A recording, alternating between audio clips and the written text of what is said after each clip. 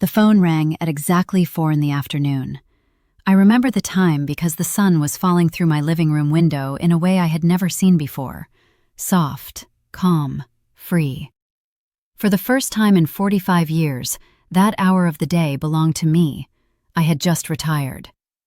My name is Helen Miller, and 2 days earlier I had walked out of Lincoln Elementary School in Columbus, Ohio for the last time. 35 years of teaching.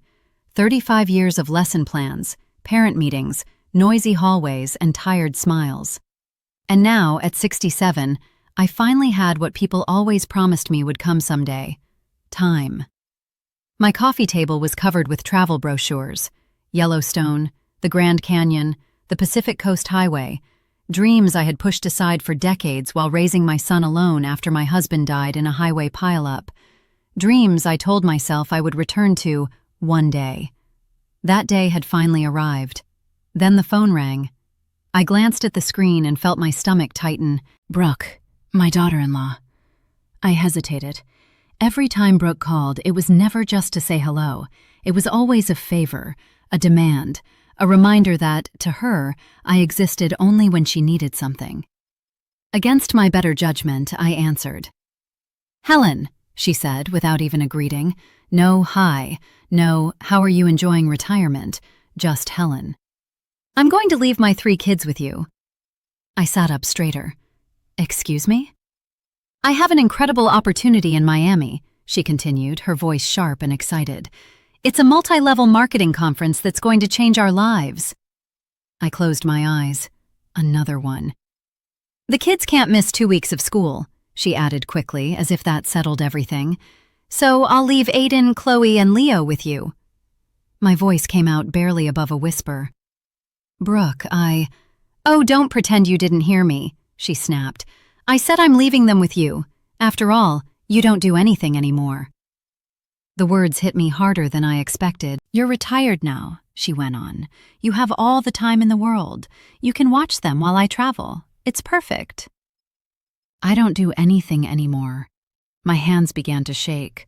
This woman, who had never held a steady job, who jumped from scheme to scheme, who lived off my son's 14-hour shifts, was telling me that I did nothing. "Brooke," I said slowly, trying to keep my voice steady, "I have plans." "Plans?" she laughed, that sharp, mocking laugh I had learned to hate. "What plans can a retired old woman have? Knitting? Watching soap operas?" I felt something burn inside my chest. "Don't be ridiculous," she continued. "I'll drop them off tomorrow at 7 in the morning, and don't give them junk food like last time." The last time. The last time I had seen my grandchildren was 6 months ago, Christmas Day. 2 hours. Only 2 hours, because according to Brooke, they had to leave early to visit her parents. The important grandparents. The wealthy ones. "I'm not watching them," I said quietly. There was silence on the line. Then her voice turned cold. "What do you mean you're not?" "I mean exactly that," I replied. "I'm not your babysitter." "You're their grandmother," she snapped. "It's your obligation." "Besides," she added casually, "Michael agrees." That was a lie. I knew it immediately. My son worked himself to exhaustion just to keep their household running. He barely had time to sleep, let alone plan trips to Miami. "If you ever want to see your grandchildren again," Brooke said, lowering her voice, "you'd better cooperate. I decide whether they have a grandmother or not." Something inside me cracked, or maybe something woke up. For 35 years, my students had called me Mrs. Miller, and they learned quickly that I did not stay silent when faced with injustice. Somewhere along the way, I had forgotten that woman, but she was still there. "All right, Brooke," I said suddenly, my voice calm and sweet. "Bring them over tomorrow." Her tone changed instantly. "That's more like it." "And don't spoil them," she warned. "You know they're difficult children. Honestly, that's because you never raised Michael properly. If he had had a decent mother—" I ended the call. I sat there staring at the wall, at the framed retirement certificate hanging crookedly above the bookshelf. 35 years shaping children's futures, and my own daughter-in-law treated me like free labor. I picked up my phone again and dialed a number I hadn't called in years. "Carol?" I said when she answered. "It's Helen. I need your help." I paused, listening. "Yes, the recorders you used during your divorce." Another pause. "And one more thing," I added. "Is your sister still working at Child Protective Services?" I smiled for the first time that day. That night, as I lay awake, memories washed over me. My husband's final words, raising Michael alone, the sacrifices, the lies Brooke had wrapped in sweet smiles. Tomorrow, Brooke would drop off her children, and without knowing it, she would step into the classroom of a retired teacher who finally had time and no patience left for cruelty. Because some lessons are not taught with words, they are taught with consequences. That night, sleep refused to come. I lay in my bed staring at the ceiling, listening to the quiet hum of the house. It was the kind of silence that only comes when a life of noise finally stops. No alarm clock waiting for morning, no papers to grade, no lunches to pack, just memories, memories of how everything began. Michael was only 3 years old when his father died. Richard had left early that morning, kissing me quickly on the cheek, promising to call when he landed. It was raining hard, one of those cold October storms that soak through your clothes no matter how careful you are. By noon, the news was everywhere. A massive pileup on Interstate 80, more than 50 cars, ice on the road, screaming sirens. Richard survived the crash. For 3 days. 3 days I spent sleeping on a hard hospital chair, holding his hand, praying to a God I wasn't sure was listening. 3 days during which every dollar we had saved disappeared into medical bills. On the third night, he squeezed my fingers weakly and whispered his last words. "Take care of our son. Make him a good man." Then he was gone. I went home with a black dress, a 3-year-old boy who kept asking when Daddy was coming back, and a bank account with just over $100 left in it. I had a teaching degree from the state university. That was all. The first years were brutal. I taught at Lincoln Elementary in the mornings and tutored children in the afternoons. I took every extra shift I could find. I came home exhausted, my feet aching, my back screaming, but I smiled every time Michael looked at me. He always ate before I did. If there was money for shoes, they were his. If there was money for a winter coat, it was his.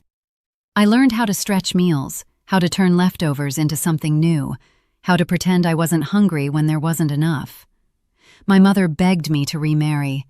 "Helen, you're killing yourself," she would say. "Find a man who can help you." But every time I looked at Michael, those brown eyes so much like his father's, I knew I couldn't bring a stranger into his life. No man would ever love him the way I did. So I stayed alone. I worked harder. When Michael was 8, he wanted a bicycle for Christmas. I saved for 6 months, counting every dollar, skipping small pleasures, saying no to myself again and again. On Christmas Eve, as I laid the bike out in the living room, I realized I had no money left for Christmas dinner. I didn't panic. I opened my jewelry box and took out the only thing inside that wasn't my wedding ring, a small gold locket my grandmother had given me. I sold it for $50 and bought a turkey, potatoes, and vegetables. That Christmas, Michael laughed louder than I had ever heard him laugh. He never knew what I gave up. As he grew older, the expenses grew too. School books, bus fare, clothes, supplies. I took on more tutoring. On Sundays, I baked pies for church fundraisers, waking up at 4 in the morning to knead dough until my hands ached. These hands, now wrinkled and swollen, built my son's future. And it worked. Michael graduated high school with honors and earned a place at Ohio State University, studying industrial engineering. The day the acceptance letter arrived, I cried like a child. The widow miller's son, fatherless, poor, and yet he had made it. That was when Brooke entered our lives. "Mom," Michael said one Sunday after church, nervous but smiling, "I want you to meet someone special." She stood on my front porch wearing a soft pink dress, her hair shiny and perfect, her smile warm and practiced. She hugged me tightly, tighter than anyone had in years. "Oh, Mrs. Miller," she said sweetly. "Michael has told me everything about you. You're my hero." Hero. That word wrapped around my heart like a gift. She talked about her humble upbringing in West Virginia, her coal miner father, her waitress mother. She said she understood struggle. She said she admired strength. I believed her. For a while, things were good. She helped in the kitchen. She listened to my stories. She called me Helen, but I didn't mind then. I was just happy my son was loved. They married after Michael graduated. I paid for half the wedding using money I had saved for retirement. I told myself it was an investment in my son's happiness. Brooke cried at the ceremony. Now I know those weren't tears of joy. The change came slowly, small comments at first. "It's a shame Michael didn't have a father figure. You can tell in his lack of ambition. If you had managed your money better, he could have gone to a private university." "No offense, Helen, but your pies are very basic. I use more gourmet ingredients." Each comment was a small cut. I said nothing. For Michael. Then Aiden was born, my first grandson. I knitted him a blanket for 9 months, choosing the softest yarn, imagining him wrapped in warmth and love. I rushed to the hospital, heart full. Brooke glanced at the blanket and placed it aside. "Thanks," she said flatly, "but we already bought everything from Nordstrom. We can donate this." Donate. That was the moment I should have understood exactly who she was. But I stayed silent. I always stayed silent. Until the phone call that changed everything. After Aiden was born, everything changed, but not in the way I had hoped.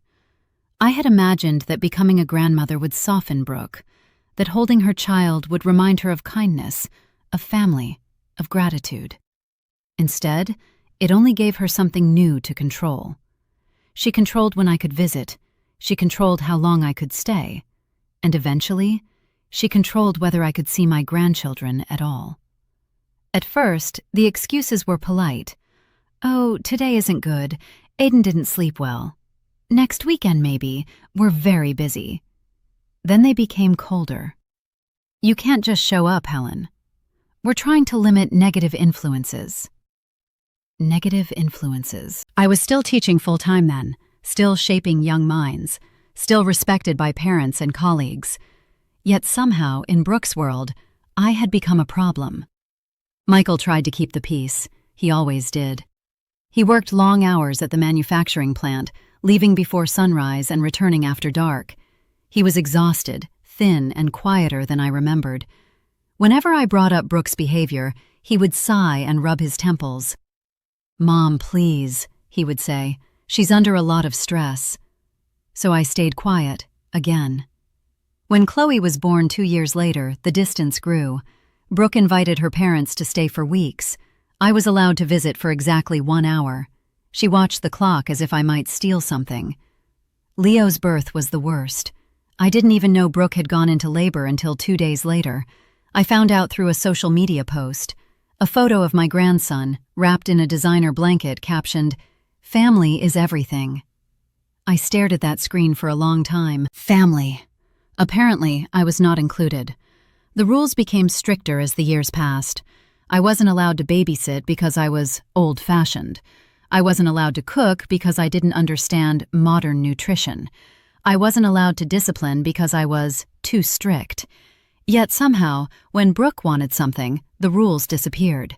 Free babysitting, free help, free obedience. Christmas was the worst. Every year I waited by the phone, hoping for an invitation. Every year, Brooke decided where the children would go. And every year, it wasn't my house.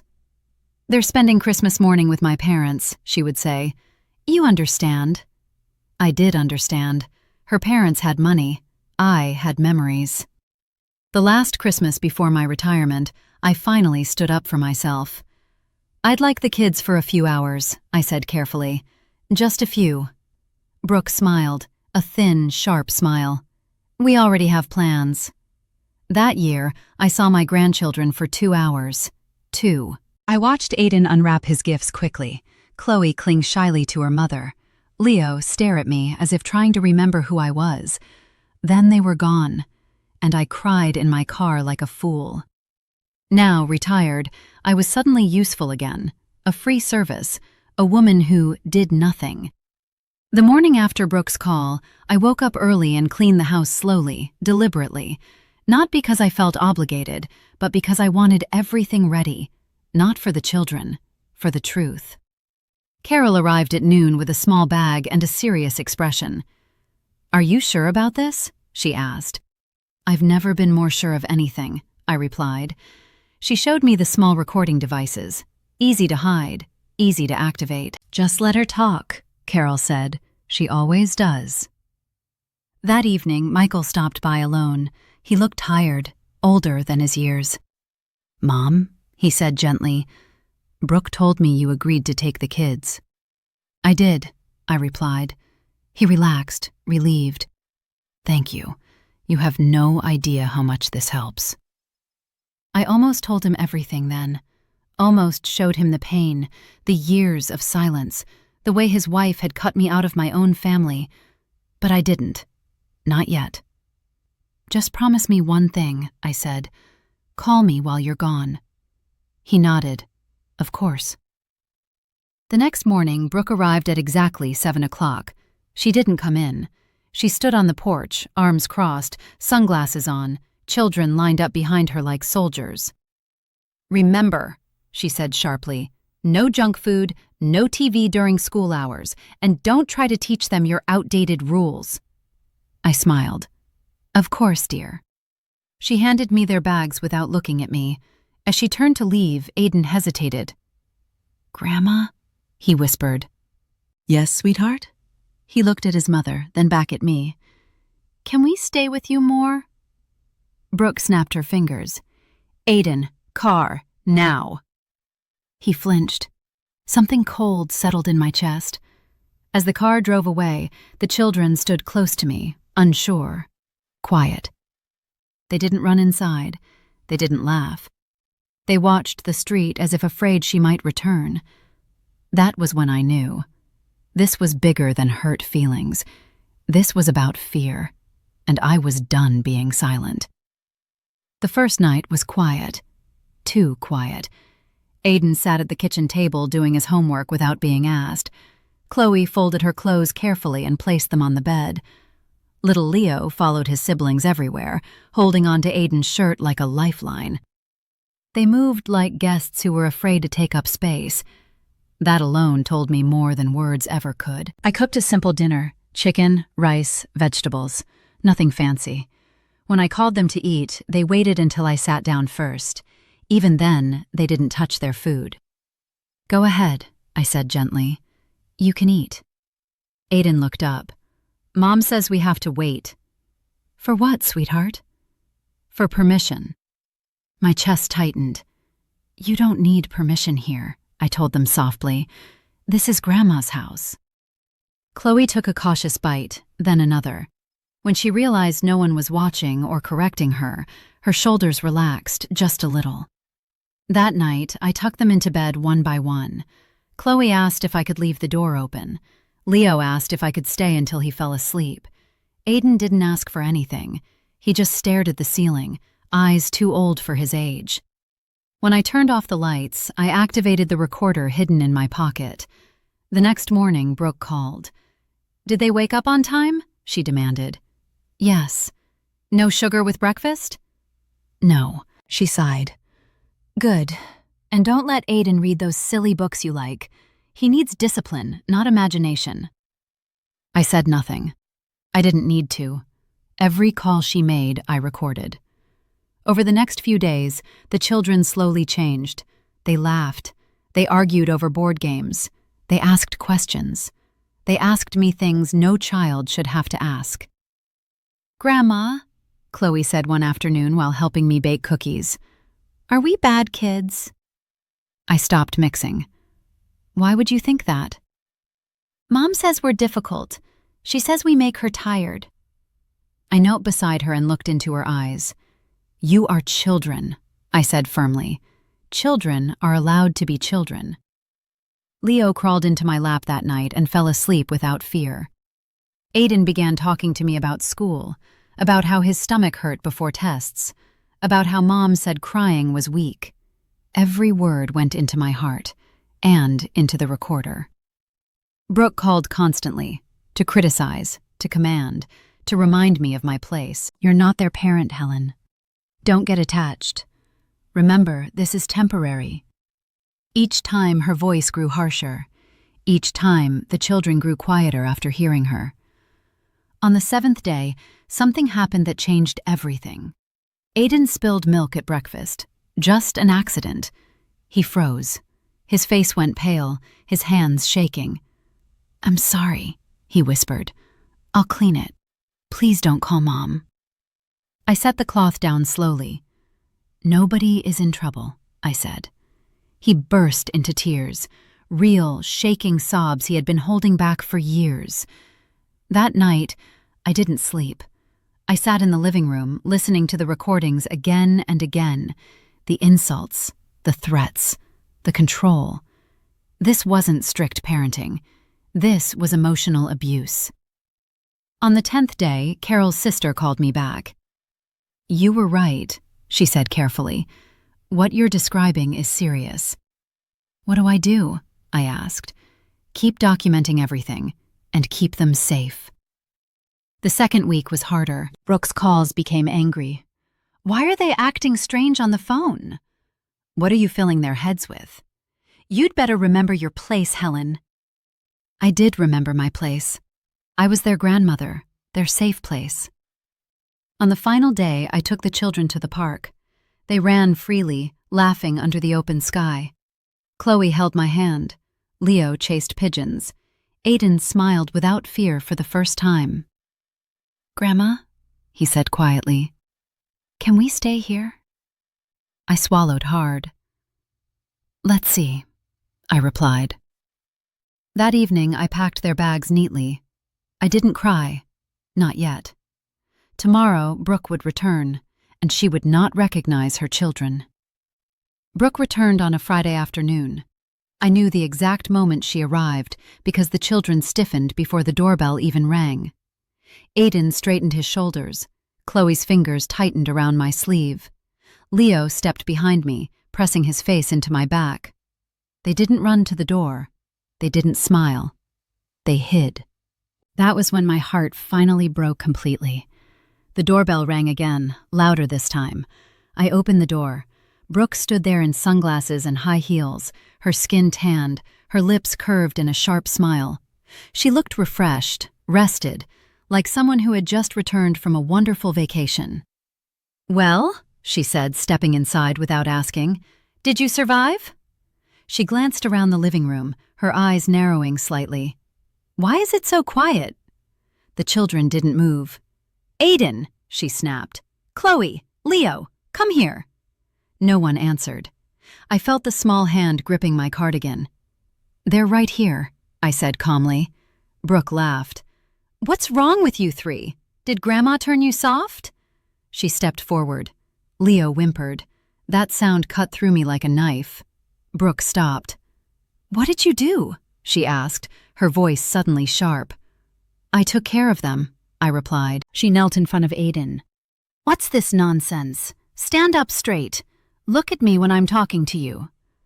Aiden didn't move. "I said—" "That's enough," I said.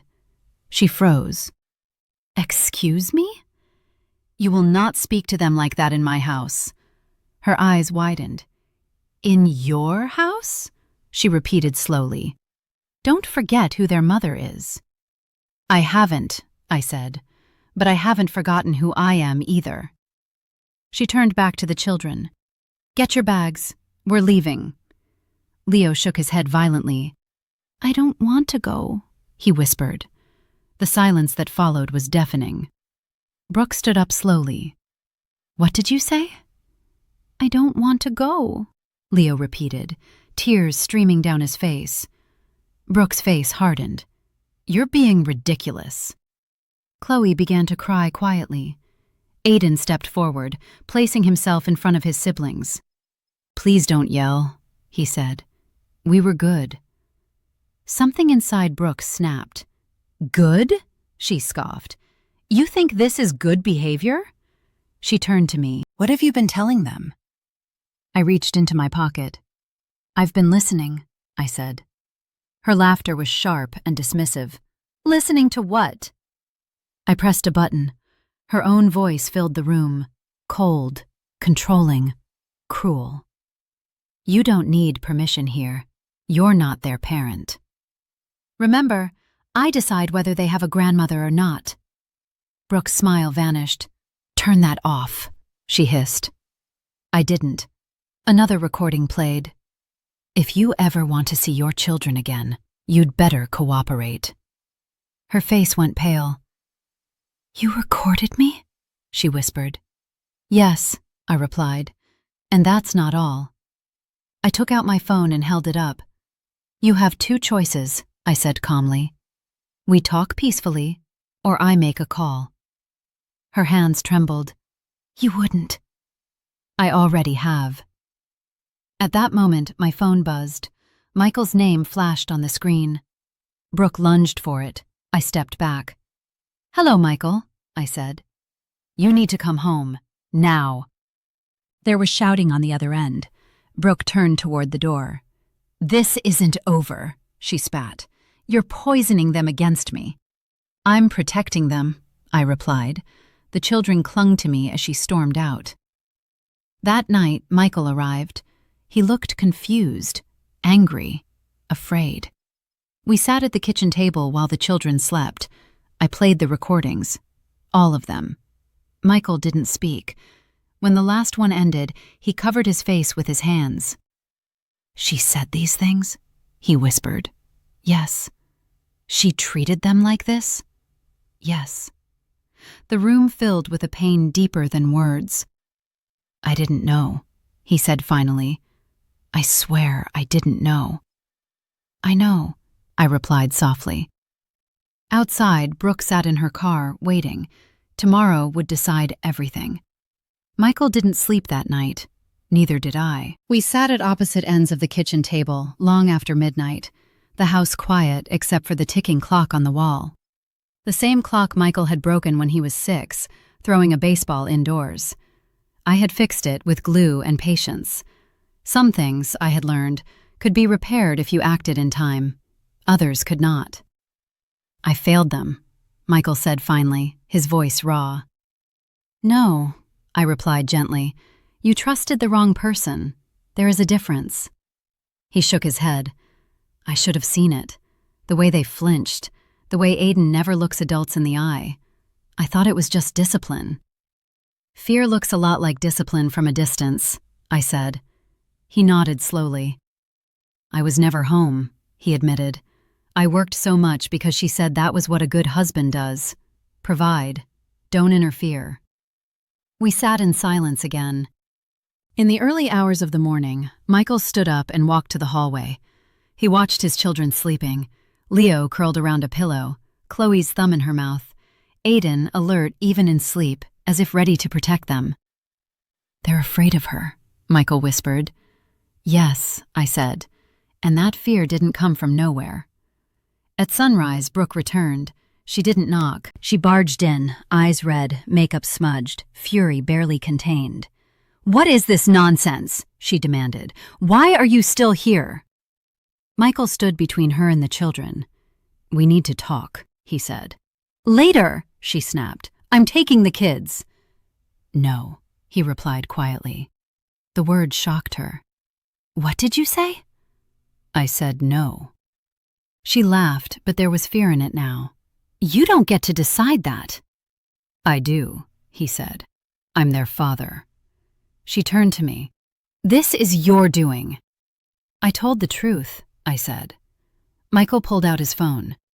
I spoke to a lawyer last night, he said, and to Child Protective Services. Her face drained of color. You wouldn't dare. I already did. She screamed then, about betrayal, about manipulation, about me poisoning her family. The children stayed silent. Finally, she stopped and looked at them. Aiden, she said sharply, tell your father the truth. Aiden's voice shook. "The truth is, I'm scared of you." The words hung in the air like glass. Brooke stared at him. "You're lying," she whispered. Chloe stepped forward. "Please don't take us." Leo clung to Michael's leg. Something broke in Brooke's expression. For a moment, just a moment, she looked small. Then the anger returned. "They turned them against me," she hissed. "No," Michael said firmly. "You did." 2 days later, a caseworker visited. The house was calm. The children spoke quietly but honestly. Michael answered every question. I sat nearby, saying nothing, letting the truth stand on its own. Brooke was ordered to leave the house temporarily. She screamed, she cried, she begged. But for the first time, her words had no power. When the door closed behind her, Chloe exhaled deeply. "Is she coming back?" she asked. "Not today," Michael said, kneeling to her level. For the first time, he stayed home from work. The days that followed were strange but peaceful. Michael adjusted his schedule. I cooked. We laughed cautiously, like people learning a new language. One evening, Michael turned to me. "Mom," he said, his eyes full. "I'm sorry." I squeezed his hand. "So am I said. "But we're here now." Brooke called constantly. Michael didn't answer. Instead, he documented everything. The storm she had built for years was finally turning against her, and it was far from over. The courtroom smelled like old paper and nervous sweat. I sat on the wooden bench behind Michael, my hands folded tightly in my lap. Across the room, Brooke sat beside her lawyer, dressed in soft colors, hair neatly styled, eyes red as if she had cried all night. If someone didn't know her, they might think she was the victim. That was always her strength. Appearances. The judge entered and everyone rose. My heart pounded so loudly I was sure others could hear it. Brooke's lawyer spoke first. He painted her as a devoted mother, a woman overwhelmed, a grandmother who had overstepped boundaries. He spoke smoothly, confidently, carefully avoiding details. When it was our turn, Michael stood. His voice shook at first, then steadied. "I work 14 hours a day," he said. "I trusted my wife. I thought discipline was love. I was wrong." The judge listened without expression. Then I was called to speak. I had faced classrooms full of unruly children, angry parents, and strict administrators. Still, my legs trembled as I took the stand. "My name is Helen Miller," I said. "I taught elementary school for 35 years. I know the difference between guidance and fear." Brooke stared straight ahead. I told the truth, about the calls, about the threats, about the children hiding behind me when she returned. When the recordings were played, Brooke's face changed. Her voice echoed through the courtroom, cold, sharp, unmistakable. "I decide whether they have a grandmother or not." The judge raised an eyebrow. Brooke's lawyer objected. The judge overruled. Then the caseworker spoke. She described fear responses, emotional harm, patterns of control. The room was silent. Finally, the judge leaned forward. "Mrs. Miller," she said to Brooke, "parenting does not include intimidation." Brooke's eyes filled with tears. "I love my children," she whispered. "Love does not frighten children into silence," the judge replied. The ruling was clear. Temporary custody to Michael, supervised visitation for Brooke, mandatory counseling. As we left the courtroom, Brooke looked at me, not with anger, with something closer to shock. She had lost. Outside, the sun felt brighter than it had in years. Michael hugged me tightly. "Thank you," he whispered. The children waited in the car. When we told them, Aiden nodded slowly. "Does that mean we're safe?" he asked. "Yes," Michael said. Chloe smiled for the first time without hesitation. Leo clapped his hands. That night, we ate dinner together like a real family. No fear, no shouting, just food, laughter, and quiet. Later, as I tucked Leo into bed, he looked up at me. "Grandma," he said, You're brave. I smiled. No, I replied. I just stopped being afraid. But the story wasn't finished yet. Because consequences don't end in courtrooms, they follow you home. Life did not suddenly become perfect after the court decision, but it became honest. That, I learned, mattered more. Brooke moved into a small apartment across town. The house felt lighter without her presence, as if the walls themselves had been holding their breath for years. Michael adjusted his work schedule, turning down overtime for the first time in his life. It scared him at first. He worried about money, about failing. But every evening he came home on time, and every evening his children ran to the door. That was worth more than any paycheck. The first supervised visit happened 2 weeks later. I didn't go. That was important. This was no longer my battle. It was Brooke's chance to face the truth of what she had done. The caseworker later told Michael that Brooke arrived confident, prepared to perform. But when Aiden refused to sit beside her, when Chloe answered questions in one-word whispers, when Leo cried and asked for his father, something finally cracked. Not anger, reality. Counseling was ordered to continue, parenting classes too. Brooke resisted at first. She blamed me, blamed Michael, blamed stress, blamed everything except herself. But slowly, very slowly, the excuses ran out. One afternoon, months later, she asked to speak to me. Michael was hesitant. The children were at school. The house was quiet. She wants to apologize, he said carefully. You don't have to. I thought about it for a long time. Then I nodded. Brooke arrived without makeup, without confidence, without armor. She sat across from me at the same kitchen table where I had once played her voice back to her. I didn't come to argue, she said softly. I came to say I was wrong. I waited. I thought control was strength, she continued. I thought fear meant respect. That's how I was raised. So was I replied, and I chose better. Her eyes filled with tears. I don't expect forgiveness, she said, but I want to learn. I studied her face. For the first time, I didn't see an enemy. I saw a broken woman who had broken others. You will learn, I said calmly, or you will lose them forever. That part is not in my control.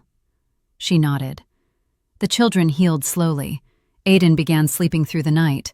Chloe started talking more at school. Leo laughed freely, loudly, without checking anyone's face first. Fear leaves marks, but love does too. As for me, I finally took that trip. Not all of them, just one. I drove the Pacific Coast Highway with the windows down, salt air filling my lungs, thinking about the girl I once was, the widow, the tired teacher, the woman who gave everything and forgot herself. Retirement, I learned, wasn't the end. It was the beginning of choosing myself without guilt. Sometimes people ask me if I regret what I did, if I regret recording the calls, if I regret standing up, if I regret breaking the family apart. I tell them this: families aren't broken by truth, they're broken by silence. Brooke learned that lesson. Michael learned it too. And my grandchildren? They learned something even more important, that love should never make you afraid, that authority without kindness is cruelty, and that sometimes the strongest person in the room is the quiet grandmother everyone underestimated. I still get calls now, but they're different. Grandma, can you come to my school play? Grandma, can you teach me how to bake? Grandma, can we stay with you this weekend? I smile every time, because I finally understand something I spent a lifetime teaching others. The most powerful lessons aren't taught in classrooms. They're lived. And some lessons last forever.